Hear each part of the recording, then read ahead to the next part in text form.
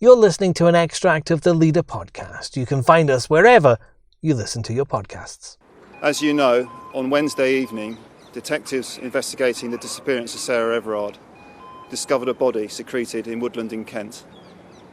The body has now been recovered and a formal identification procedure has been undertaken. I can now confirm that it is the body of Sarah Everard. Met Police Assistant Commissioner Nick Ephgrave stood outside Scotland Yard to confirm what we'd all feared. The death of Sarah Everard has been met with outrage by the public, something that was acknowledged by Mr Ephgrave. I know that the public feel hurt and angry about what has happened.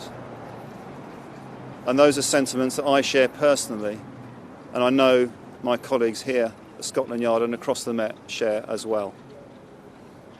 I also recognise the wider concerns that are being raised quite rightly about the safety of women in public spaces in London and also elsewhere in the country. I want to say now that this organisation and the men and women in it remain committed to protecting Londoners wherever they are in this city. A serving Met officer is in custody after being arrested on suspicion of Sarah's murder. Our Home Affairs editor Martin Bentham is here. And Martin, this investigation is ongoing, but Scotland Yard itself is having to answer a lot of questions, isn't it? Yeah, well, there's been 5 referrals to the Independent Office of Police Conduct. A couple of them relate to the Met officer who's the suspect in this case. Any officer who's suspected of committing a crime, there will be a referral. So that's a couple of them. There's also one in relation to whether they acted appropriately in conducting the search for Sarah Everard, acted quickly enough. Again, I don't think there's any question that they didn't do that job properly, but again, that's a sort of mandatory requirement for them to refer that on. And then there's one about the self-harm incident involving the suspect in the police station. And the most challenging one probably is the investigation which has been taken over by the Independent Office of Police Conduct into the fact that it now emerges that the suspect was also the suspect in a indecent exposure incident on the 28th of February. Sarah Everard disappeared on the 3rd of March, so 3 days before. It turns out that he was the suspect in a indecent exposure incident at what's described as a fast food restaurant. I think it's a McDonald's in South London somewhere. Why is that one the most challenging for the Met Police, Martin? The initial impression might be that there was a missed opportunity there, that somehow or other he could have been arrested and pursued. And of course, at first sight, it might look as if a blind eye was turned to it because he was a police officer and so on. Now, I understand that isn't the case at all. What actually has happened is that, and this is the interesting new detail that we're disclosing today, is that they didn't know that the suspect in that indecent exposure case was a police officer. What had actually happened was that the incident had been reported, I think, online. Officers had been assigned to it. They'd done a number plate check on the vehicle concerned. They got a name back. What they hadn't known and realised when they got the name back was that was the name of a police officer. Obviously, when you get the name back in relation to a vehicle, it doesn't automatically tell you what job somebody's doing, even if they're a police officer.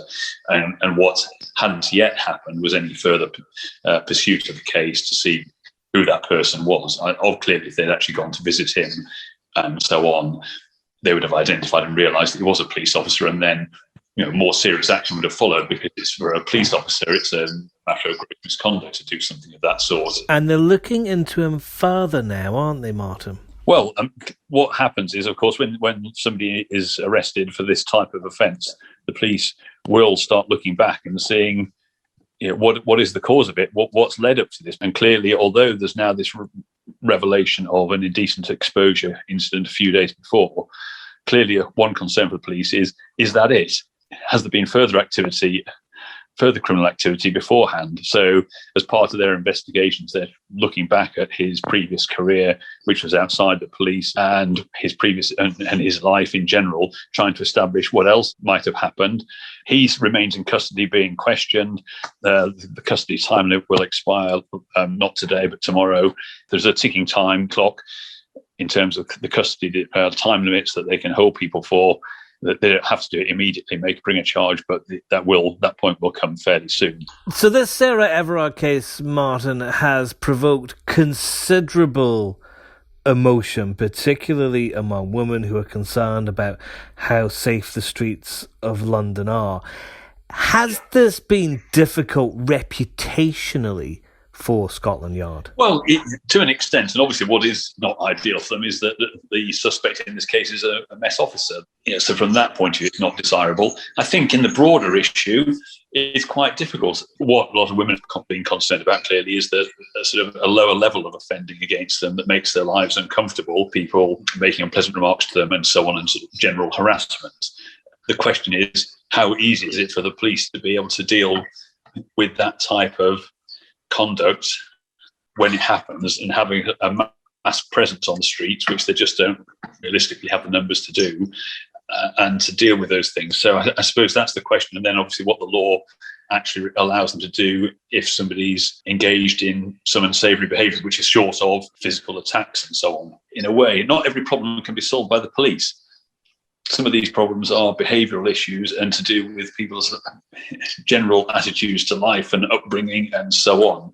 And I think some of that needs to be addressed as much as anything to do with what the police go. And in fact, if you look at the broader issues of some of the things that have also been mentioned, as I say, like domestic abuse and rape and so on, well, there are issues there for the criminal justice system more broadly, but that's not solely about the police.